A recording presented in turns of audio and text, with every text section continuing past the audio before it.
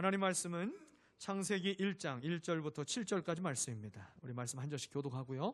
마지막 절은 합독하도록 하겠습니다. 태초에 하나님이 천지를 창조하셨다. 땅이 혼돈하고 공허하며 어둠이 깊음 위에 있고 하나님의 영은 물 위에 움직이고 계셨다. 하나님이 말씀하시기를 빛이 생겨라 하시니 빛이 생겼다. 그 빛이 하나님 보시기에 좋았다. 하나님이 빛과 어둠을 나누셔서 빛을 낮이라고 하시고 어둠을 밤이라고 하셨다. 저녁이 되고 아침이 되니 하루가 지났다. 하나님이 말씀하시기를 물 한가운데 창공이 생겨 물과 물 사이가 갈라져라 하셨다. 하나님이 이처럼 창공을 만드시고서 물을 창공 아래에 있는 물과 창공 위에 있는 물로 나누시니 그대로 되었다. 아멘. 우리가 새해를 맞이하면서 사람들을 만날 때마다 새해 인사를 건네게 됩니다. 얼굴을 마주하면서 인사하기도 하고요. 또 얼굴을 보기 어려운 분들에게는 우리가 문자나 또 여러 가지 메신저 어플을 통해서 해외에 있는 사람에게까지도 새해 인사를 우리가 다 나누고 오셨죠. 대부분 다 이렇게 인사를 합니다. 새해 복 많이 받으세요. 근데 이 말을요, 우리가 잘 아는 사람에게도 하지만 모르는 사람에게도 이 인사를 하면 그 얼굴이 금방 밝아지더라고요. 엊그저께 아내와 점심에 식당에 들어가서 이제 밥을 먹으려고 하는데 그 식당 입구에 이제 그 식당의 사장님이 서 있었어요. 문이 계속 열리고 하니까 그 앞에 있으니까 좀 추웠죠.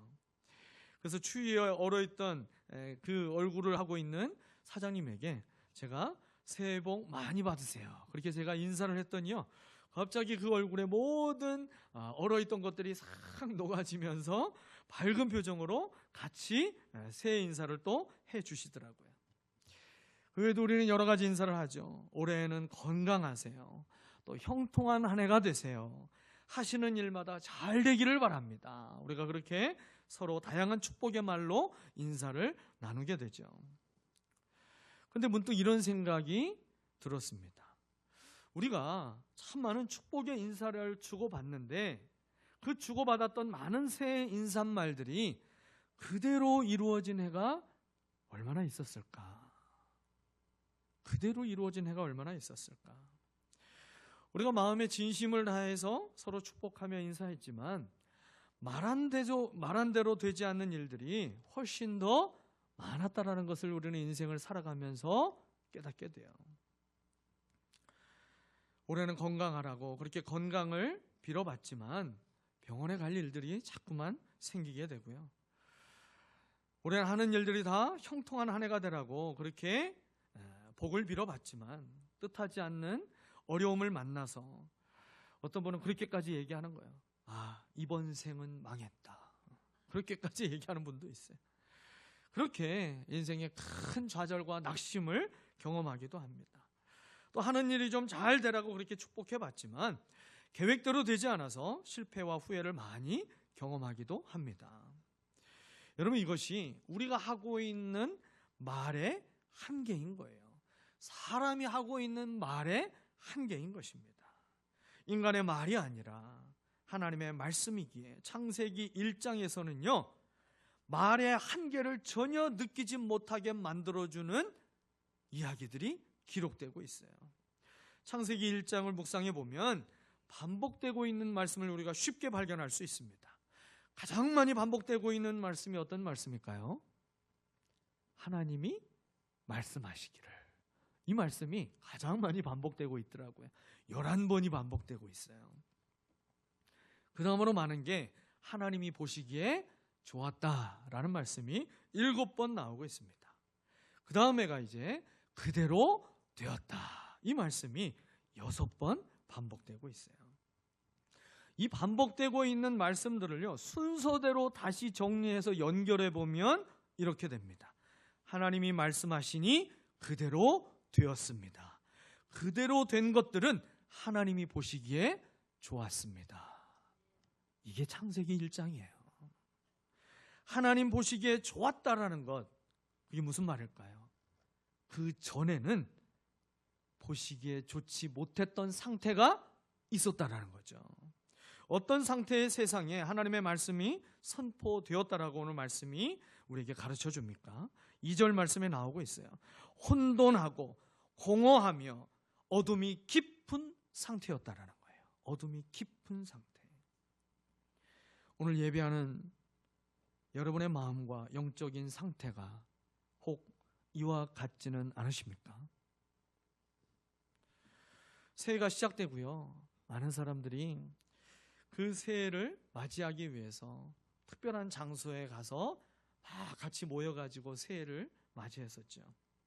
우리는 이곳에서 예배하며 가장 특별하게 새해를 맞이했지만 세상에 많은 사람들이 그 새해를 맞이하는데 여러 이벤트가 있는 곳에 찾아갔었어요. 불꽃 축제도 보기도 하고요. 저쪽 광안리에서는 또 멋진 드론 쇼가 그렇게 펼쳐지기도 한 것을 영상으로 저도 이제 봤어요. 그리고 나서 피곤할 텐데, 추운데 잠도 안 자고 그 바닷가에 그 산에 언덕에 올라가 가지고 그 새에 떠오르는 해를 한번 보겠다고, 그래서 그 새에 힘차게 떠오르는 해를 보는 해맞이를 한 사람도 있을 것입니다. 그렇게 빛으로 가득한 여러 축제도 보고 드론쇼도 보고 힘차게 떠오르는 해도 봤지만 여전히 마음은 어둡고 혼돈이 있고 공허함이 있어서 그것에서 벗어나지 못하고 있는 분들이 있을 거예요.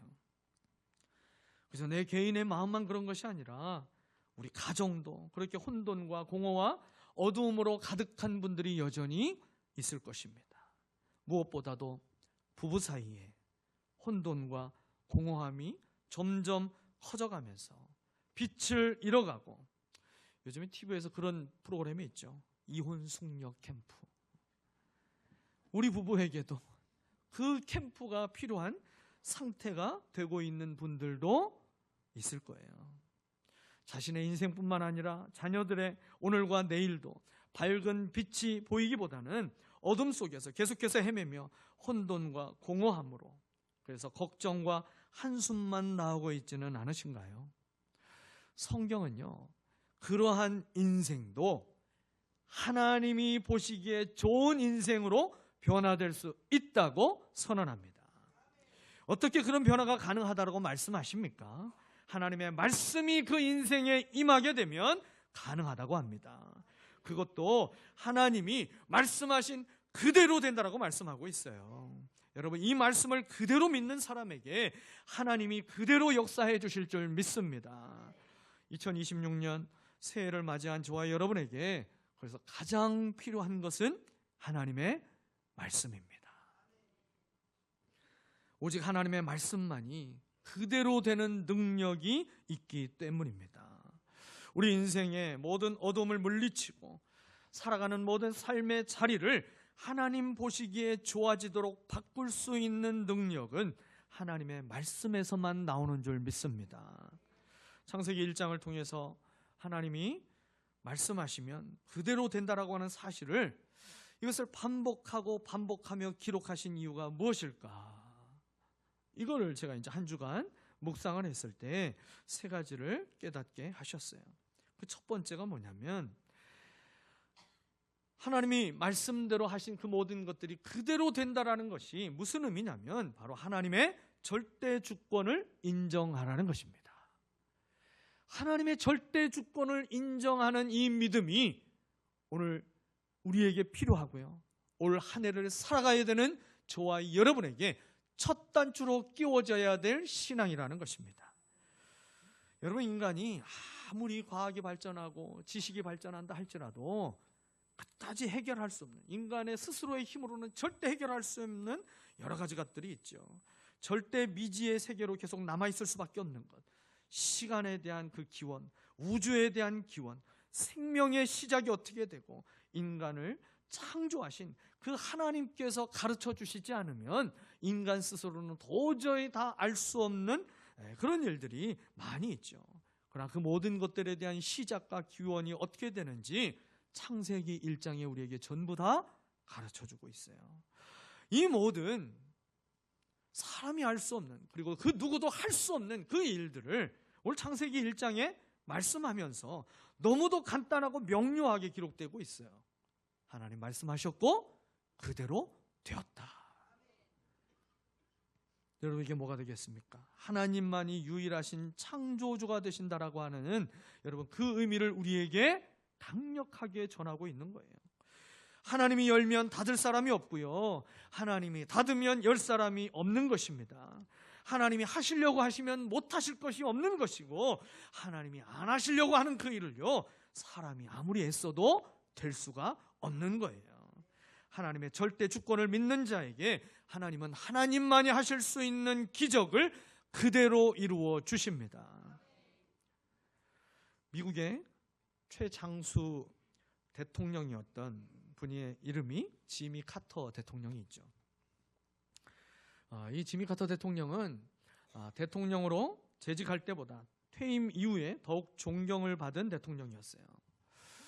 이분이 2024년 12월 29일에 100세를 일기로 세상을 떠나셨습니다. 천국에 입성하셨어요. 이분의 인생은요, 하나님의 절대 주권을 증거하는 일들이 많이 있었습니다. 그 가운데 대표적인 일화가 하나가 있어요. 이분이 2015년 여름에 완치가 어려운 암에 걸렸다라고 하는 의사의 소견을 듣게 됩니다. 간에 흑색 종양이 생겼는데 이 흑색 종양이 이미 손을 쓸 수 없도록 뇌까지 전부 다 전이가 되어 있다는 그 사실을 의사로부터 듣게 돼요. 지미 카터 대통령 본인뿐만 아니라 그 소식을 들은 모든 사람들이, 당시 나이가 91세예요. 91세 노인이 암이 발견이 됐고 그것이 이미 뇌까지 전부 다 전이가 됐다라고 이야기를 들었으니 다시 살 수 있다라고 생각하는 사람이 아무도 없었어요.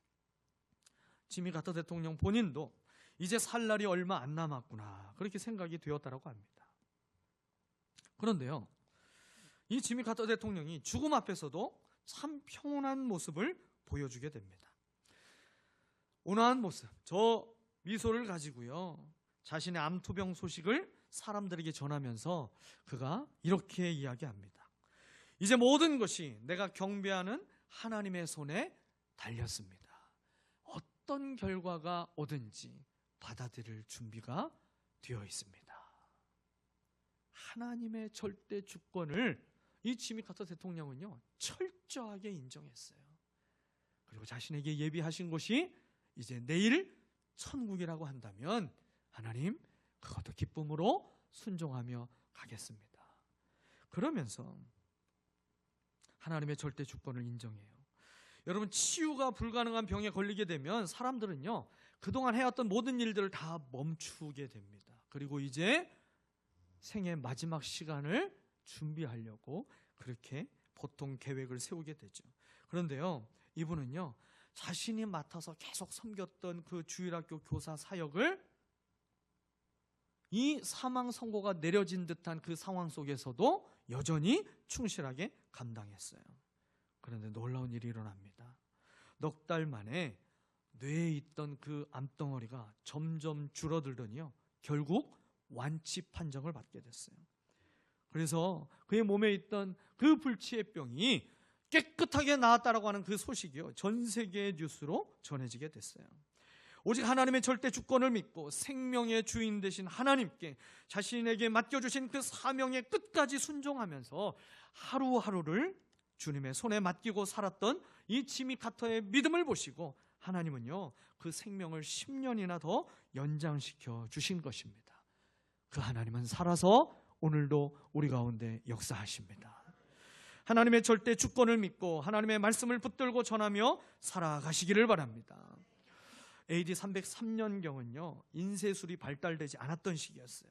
그래서 당시에 성경을 사람들이 서로 어떻게 보급하고 또 보관하고 있었냐면 일일이 전부 손으로 써서 성경을 만들어서 가지고 있던 시대였어요. 그때 당시에 전 세계에 있던 성경이 1800권 정도 됩니다. 근데 로마 황제 가운데 디오클레티아누스가 있어요. 이 디오클레티아누스라는 황제가요, 기독교를 박해하는 칙령을 내리게 됩니다. 이전의 황제보다도 더 독하게 기독교를 완전히 없애버릴 계획을 가지고 칙령을 내리는데요. 그 칙령이 뭐냐면 성경 소각 명령이에요. 이 땅에 있는 모든 성경은 전부 다 불에 태워서 없애버려라. 그리고 그 성경을 가지고 있다가 발각이 되는 사람이 있으면 전부 다 사형을 시켜버렸습니다. 모든 성경을 흔적도 없이 전부 다 불태워버렸다라고 생각하고요. 스스로 기념비까지 세웠던 이 황제가 그렇게 스스로 크게 외쳤어요. 이제 이 세상에 예수를 믿을 수 있는 사람은 없어질 거야. 이제는 예수를 더 이상 믿지 못하겠지. 그렇게 스스로 웃으면서 외쳤어요. 그런데요, 놀라운 사실은 바로 그 다음 황제가 기독교 박해를 종결하는 칙령을 내리게 되고요. 그 다음 황제인 우리가 잘 아는 콘스탄티누스 황제를 통해서 AD 313년에 기독교가 로마의 국교가 되는 일이 일어납니다. 여러분, 사람이 아무리 말씀을 없애려고 권세를 부려도요, 하나님의 말씀은 사라지지 않습니다. 사람이 무너뜨려도 하나님이 다시 세우기 시작하시면 아무도 막을 수 없는 것입니다. 창조주 하나님만이 절대 주권자이심을 믿고 우리가 그 사실을 인정함으로 그 믿음대로 역사하시는 하나님의 주권적인 역사가 올 한 해 저와 여러분의 삶과 모든 가정에 나타나게 되시기를 주님의 이름으로 축원합니다. 두 번째로 그대로 된다라고 하는 이 하나님의 말씀은요, 바로 예언이라고 하는 사실이에요. 예언. 여러분, 예언은 하나님께서 우리에게 하신 그 예언의 말씀은요, 반드시 이루어지는 거예요. 그 말씀 가운데 이루어지지 않는 것은 단 하나도 없게 된 것이죠. 성경은 모두 66권입니다. 그런데 그 첫 장, 그 처음 시작이 되는 이 창세기 1장에 그대로 되니라 이 말씀이 6번이나 반복되고 있다는 것. 이것은요, 나머지 모든 성경에 기록된 하나님의 말씀도 전부 다 그대로 된다라는 것을 말씀해주고 있는 것입니다. 성경 인생을 향하여서 말씀하신 큰 주제가 되는 예언이 3가지가 있어요. 이거는요, 특별한 은사 받은 사람이 예언 기도를 해줘서 이루어지는 그런 예언이 아니라 모든 인생에게 하나님께서 하신 그 예언의 말씀이 있어요. 이 예언의 말씀에서 자유로울 사람은 이 세상에 아무도 없어요. 3가지가 있는데요. 그 첫 번째가 뭐냐면 죽은 후에 심판이 있다라고 하는 예언입니다. 모든 사람은 그 죽음 이후에 심판이 있다라고 성경은 우리에게 말씀하셨어요. 히브리서 9장 27절 말씀이죠. 사람이 한 번 죽는 것은 정해진 일이요, 그 뒤에는 심판이 있습니다. 사람이 한 번 죽는 것 정한 것이라고 말씀하고 있어요. 누가 정했을까요? 법원에서 정했나요? 잘생긴 사람이? 힘이 센 사람이? 돈이 많은 사람이? 아니죠. 하나님이 그걸 정하셨어요.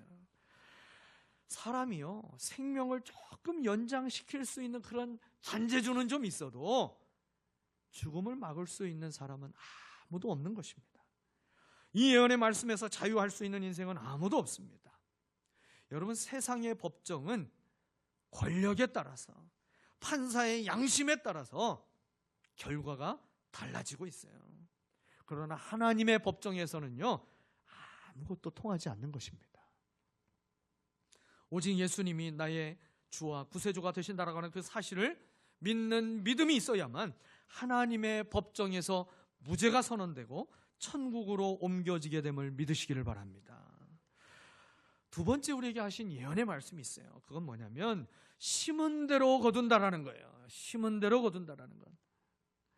이건 예수를 믿든지 안 믿든지 다 똑같이 적용되고 있는 예언의 말씀이죠. 바울은 갈라디아 교인들에게 이 예언의 말씀을 전해주었습니다. 갈라디아서 6장 7절부터 9절까지. 자기를 속이지 마십시오. 하나님은 조롱을 받으실 분이 아니십니다.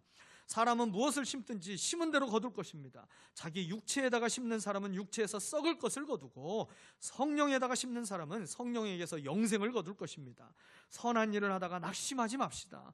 지쳐서 넘어지지 아니하면 때가 이를 때에 거두게 될 것입니다. 심는 대로 거둔다라고 하는 이 말씀은요, 역사의 진리이자 위대한 예언이죠. 여러분, 가을에 거두려면 봄에 심어야 되는 거잖아요. 내일 내가 무언가를 거두려면 오늘 심어야 되는 것입니다. 여러분, 특별히 말의 씨앗을 잘 심어야 돼요. 말의 씨앗을. 미국 심리학자들이요, 장기 추적 연구 보고서를 발표한 적이 있어요.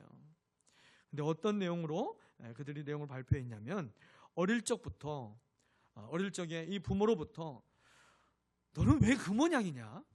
너 왜 그렇게 문제아야? 넌 글렀어. 너는 뭘 해도 안 되는 놈이야.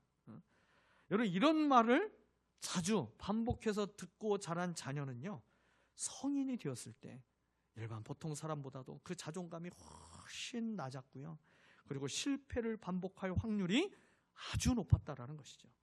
근데 반대로 넌 할 수 있어. 사랑하는 딸, 사랑하는 아들, 넌 뭐든지 할 수 있어. 실수해서 괜찮아. 실수하지 않는 사람이 어디 있어. 실수하는 것이 당연한 거야. 괜찮아. 다시 일어서면 되는 거야. 힘을 내서 다시 해보자. 이런 말을 지속적으로 들은 아이들은요, 그 자존감이 아주 높았고요, 정서적 안정감이 현저히 높았다라고 하는 결과죠. 여러분, 이 부모의 믿음의 언어, 긍정의 언어, 그리고 격려의 언어를 부모가 씨앗으로 뿌리게 되면요, 자녀의 인생에 그 열매가 반드시 맺어지게 되어 있습니다. 사랑하는 여러분, 땅의 언어를 심지 마시고 하늘의 언어, 생명 언어를 심고 하나님을 경험하고 생명의 역사를 경험하게 되시기를 축복합니다. 세 번째 예언이 있죠. 그것은 바로 믿음대로 된다라는 거예요. 믿음대로 된다. 부정적인 것을 믿는 사람은 자신의 삶에 계속 부정적인 것이 그대로 나타나게 되는 거예요. 예수님께서 병자들을 고치실 때 구원의 은혜를 사모하는 자에게 여러 차례 동일하게 하신 말씀이 있어요. 내 믿음대로 될지라. 주님의 말씀과 우리의 믿음이 만나게 되면 여러분, 막을 수 있는 것은 없습니다. 주님의 말씀을 믿었던 사람들은요, 즉시 질병이 떠나갔어요. 귀신이 떠나갔습니다. 죽음이 생명으로 변화되는 기적을 경험하게 되었습니다. 오늘 주님의 그 음성이 저와 여러분에게 들려지기를 소망합니다. 내 믿음대로 되라. 내 믿음이 너를 구원하였다.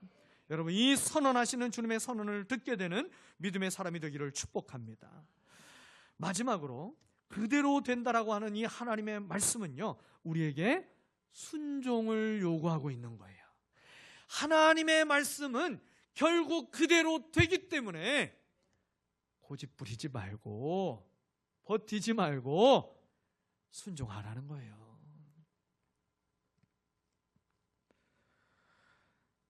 여러분, 아무리 고집을 부려봐도 결국 내 뜻이 아니라 하나님의 뜻대로 될 것이기 때문에 아예 처음부터 하나님께 순종하는 것이 지혜로운 믿음인 것입니다. 우리나라에 현대판 사도 바울이라고 그렇게 별명이 붙여진 한 분이 있어요. 이정훈 목사님이라는 분이 있어요. 딱 보면 목사님이 아니라 스랑 가깝죠. 기독교하고는 거리가 먼 것처럼 보이는 분이 바로 저분이에요. 겉모습만 보면. 근데 저분이요, 원래 동국대 불교학과를 나오신 분이에요. 불교에 아주 심취한 분이고요. 그 불교학과를 나오고 나서 나중에 서울대 법학과 박사를 수료하고 나서 저분이 이제 법학 박사로 또 이제 교수로 재직을 하신 분입니다. 여기 가까운 울산대학교에서도 교수로 재직을 했던 분이에요. 근데 이분이요, 기독교를 얼마나 열심히 박해했던 분인지 몰라요. 마치 사도 바울과 같이 그가 바울이 되기 이전에 사울의 인생을 살았던, 기독교인들을 박해했던 그 사울의 인생을 살았던 그때와 같이 기독교인들을 참 많이 박해했던 사람이었어요. 여러분, 고속도로 지나가다 보면 예전에 그걸 본 적이 있으시죠? Jesus loves you.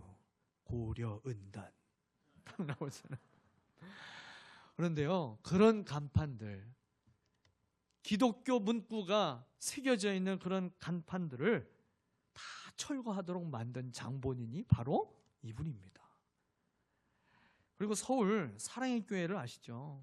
오카는 목사님이 개척하셨던 그 사랑의 교회. 그 사랑의 교회 나중에 크게 성전을 지었는데요, 그게 지하철과 연결되도록 만들었어요. 근데요, 그 건축법에 문제가 있다라고 막 따지면서 왜 지하철과 연결을 했느냐, 이건 심각한 사람들에게 선택권을 파괴하게 되는 일이다. 뭐 이러면서 막 교회를, 사랑의 교회를 많이 휘청거리게 만들고 그렇게 박해하는 일에 가장 앞장섰던 사람이 또 이분이셨어요. 그리고 예전에 서울 대광고등학교 학생 가운데 강의석이라는 학생의 이름을 아마 들어보신 적이 있을 거예요. 이 학생 한 사람 때문에요, 미션 스쿨의 채플 규정을 폐지하도록 자꾸만 그 법이 발의되도록 만든, 그 옆에서 이것을 충동하며 주동했던 사람이 누구였냐? 바로 저분이에요. 근데요, 저분이 어느 날 이상한 일을 겪게 됩니다. 자기가, 누가 그런 사명을 쥐어줬는지 모르겠는데, 한국교회를 망하게 하는 일을 자기가 해야 되겠다. 그 사명감에 불타가지고요, 그래서 그걸 깊이 연구하려고 절간에 들어갔어요. 딱 어울리잖아요. 저 헤어스타일로 그냥 절간에 딱 들어갔습니다. 근데요, 절간에만 들어가면 머리가 부서질 것처럼 아프기 시작한 거예요. 근데 이상하게도 그 절간에서 나오면 머리가 깨끗하게 맑아지는 거예요. 그런데도 자기의 아무도 쥐어주지 않은 그 사명을 포기하지 않고 계속해서 한국교회를 어떻게 하면 망가뜨릴 수 있을까 생각하다가, 한국교회에 대해서 내가 잘 알아야 되겠다 그렇게 생각하고는 기독교 방송 채널인 CTS를 이분이 보기 시작했어요. 근데 그 CTS 방송 가운데 어떤 목사님이 설교 중에 사람은 모든 죄인이기 때문에 예수를 믿어야 된다라고 그렇게 이야기하는 말을 탁 듣고요, 그가 TV를 보면서 콧방귀를 뀌면서 이렇게 얘기했어요. 죄인? 웃기고 있네. 너나 잘해. 근데요, 그 말하고 나서 갑자기 그의 혀가 굳어져 버렸어요. 이분이 살기 위해서 다시 예수님 앞에 그가 나오게 됩니다. 살기 위해서 주님께 나오게 되고요, 그리고 그 자리에서 예수님을 뜨겁게 만나게 돼요. 이때부터 이 이정훈 목사님, 지금은 이제 신학까지 공부해가지고 목사님이 됐는데, 이분이요, 기독교를 대적하고 있는 사람들을 향하여서 하나님을 위해서, 그리고 한국 교회를 위해서요, 지금 순교를 각오하고 싸우고 있어요. 동성애를 반대하는 일에도 이분이 정말 앞장서서 말씀으로 사람들을 깨우면서 그렇게 가르치고 있습니다. 주님의 심장으로 그렇게 말씀을 가르치며 주님의 손에 붙들려서 살아가고 있습니다. 사랑하는 여러분, 하나님의 말씀을 가까이 해야 우리의 영혼이 날마다 살아납니다. 하나님의 말씀을 가까이 하는 일을 뒤로 미루지 마시고 여러분 즉시 순종할 수 있게 되시기를 축복합니다. 말씀을 가까이 하며 성령께서 감동을 주시는 말씀이 있게 되면 우리가 버티다가 순종할 수밖에 없어서 순종하지 마시고 여러분 즉시 순종해서 그대로 되는 하나님을 경험하고 우리가 세상에 그리스도를 증거하는 가장 복된 인생을 능력 있게 살아가게 되시기를 주님의 이름으로 축원합니다. 하나님이 보시기에 심히 좋은 인생으로 날마다 역전되시기를 주님의 이름으로 축원합니다. 우리 마지막으로 옆 사람에게 이렇게 선포했으면 좋겠어요. 그대로 됩니다. 그대로 됩니다. 할렐루야. 기도하겠습니다.